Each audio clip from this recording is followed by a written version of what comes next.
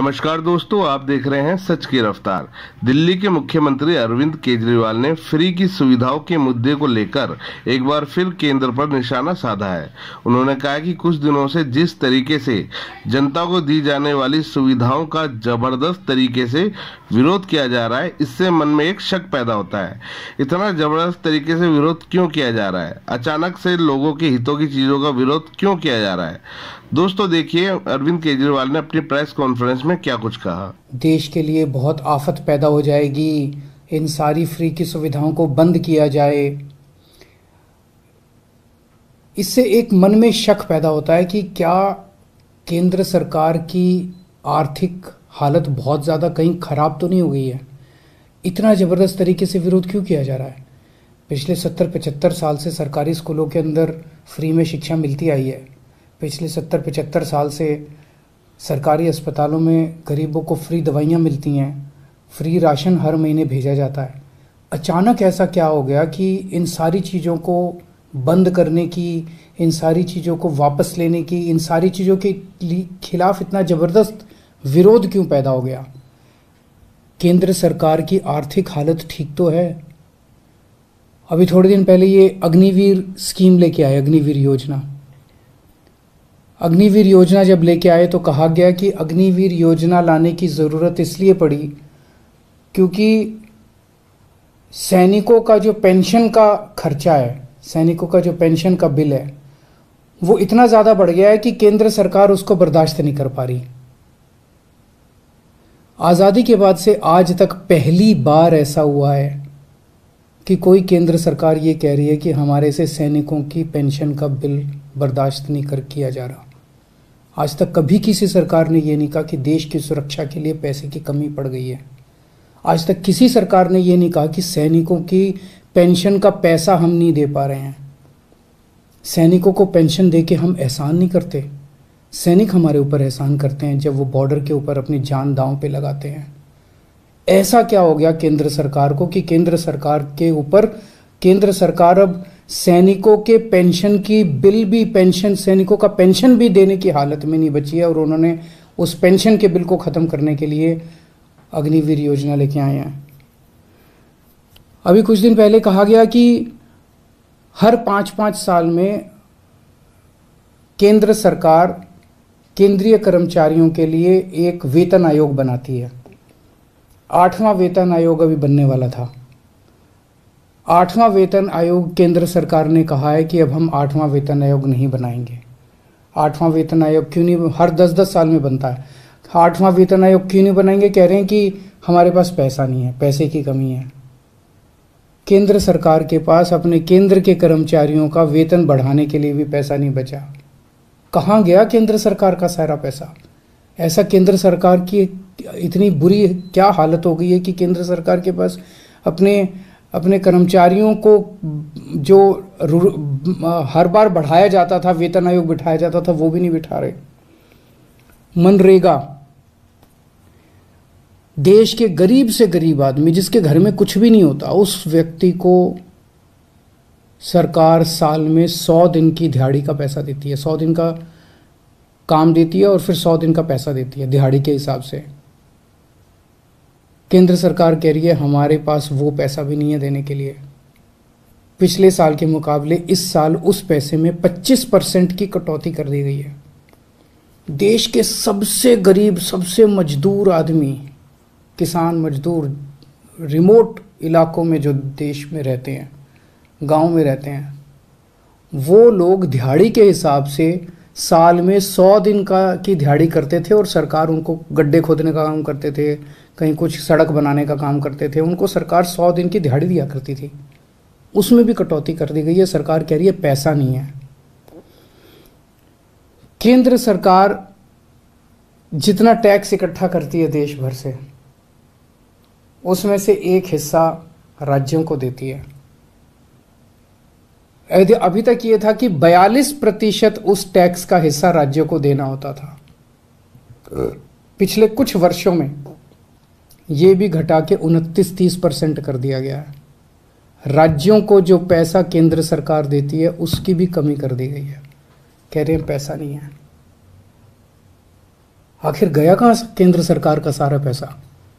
2014 में जितना टैक्स इकट्ठा करती थी केंद्र सरकार, उससे तो दुगना तिगुना टैक्स इकट्ठा हो रहा है आज की डेट में। ये सारा पैसा जा कहाँ रहा है? आज़ादी के बाद से आज तक 75 साल मना रहे हैं हम आज़ादी के, पहली बार एक गरीब आदमी की गेहूं और चावल के ऊपर टैक्स लगाया गया, खाने पीने की चीज़ों पे टैक्स लगाया गया है। कभी नहीं लगाया, किसी सरकार ने नहीं लगाया। सबसे क्रूर चीज है ये।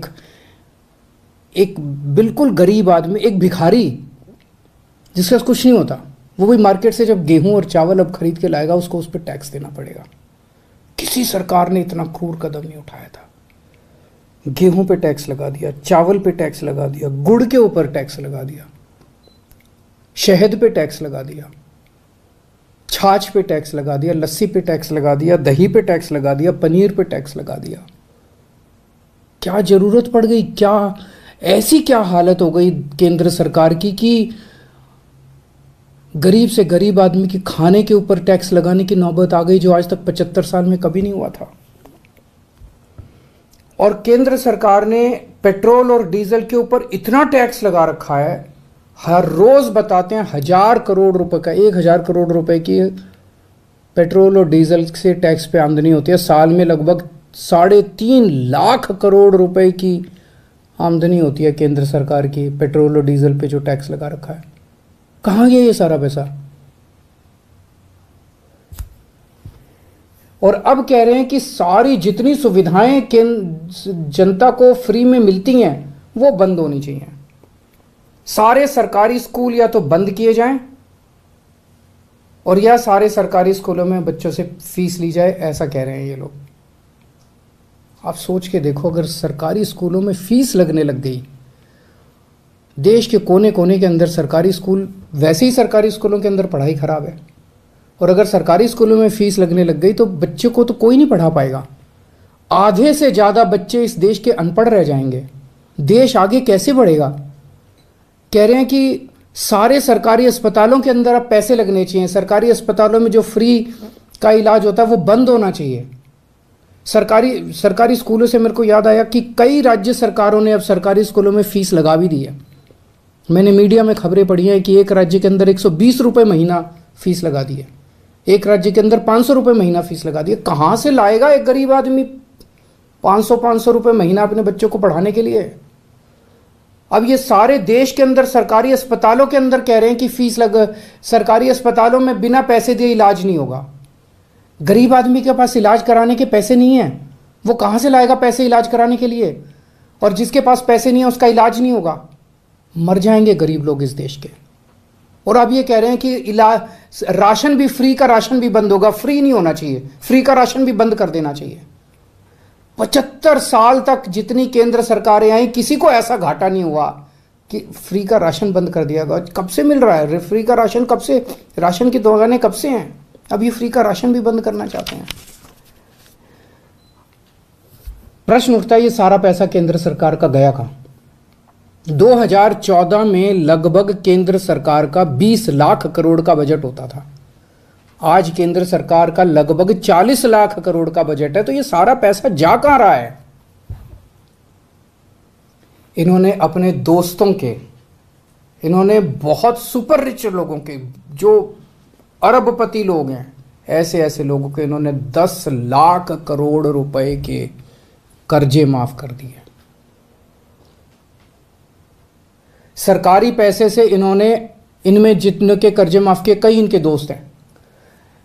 सरकारी पैसे से इन लोगों ने सुपर रिच लोगों के, अरबपति लोगों के 10 लाख करोड़ रुपए के कर्जे माफ कर दिए। किसी के 7,000 करोड़ रुपए माफ कर दिए, किसी के 10,000 करोड़ रुपए माफ कर दिए, किसी के 5,000 करोड़ रुपए माफ कर दिए। क्यों? अगर ये कर्जे माफ नहीं किए जाते, इतने करोड़ों करोड़ों, हजारों लाखों करोड़ रुपए के अगर कर्जे माफ नहीं किए जाते, तो इनको खाने पीने की चीजों के ऊपर टैक्स लगाने की जरूरत नहीं पड़ती। अगर ये लाखों करोड़ों रुपए के कर्जे माफ नहीं किए जाते, तो आज इनके पास सेना के जवानों की पेंशन देने के लिए पैसे की कमी नहीं पड़ती। अगर इनको ये लाखों करोड़ रुपए के कर्जे नहीं दिए जाते, तो इस तरह की देश की हालत नहीं होती। एक और चीज पता चली है, अरबपति सुपर रिच लोगों के इन्होंने बड़ी बड़ी कंपनियों के 5 लाख करोड़ रुपए का टैक्स माफ कर दिया। एक तरफ तो कर्जे माफ कर दिए और दूसरी तरफ इनसे जो टैक्स लेना था वो टैक्स माफ कर दिया। गरीब आदमी पे टैक्स लगा दिया। आपके गेहूं, आपके चावल, आपकी दही, आपकी छाछ, आपकी लस्सी, आपकी गुड़, आपकी शहद के ऊपर टैक्स लगा दिया। बड़े बड़े अमीर लोगों के 5 लाख करोड़ रुपए के, पिछले कुछ सालों में 5 लाख करोड़ रुपए के इन्होंने टैक्स माफ कर दिए। इन्होंने छूट दे दी इनको। इस देश का आम नागरिक आज ठगा हुआ महसूस कर रहा है। इस देश का आम नागरिक आज धोखा महसूस कर रहा है। ऐसे देश आत्मनिर्भर कैसे बनेगा? ऐसे तो अपने देश के युवाओं का और बच्चों का भविष्य अंधकार में है। अगर ये देश कुछ चंद लोगों के लिए चलेगा, अगर सारा सरकारी पैसा कुछ चंद लोगों पे उड़ाया जाएगा, तो देश आगे कैसे बढ़ेगा? नमस्कार।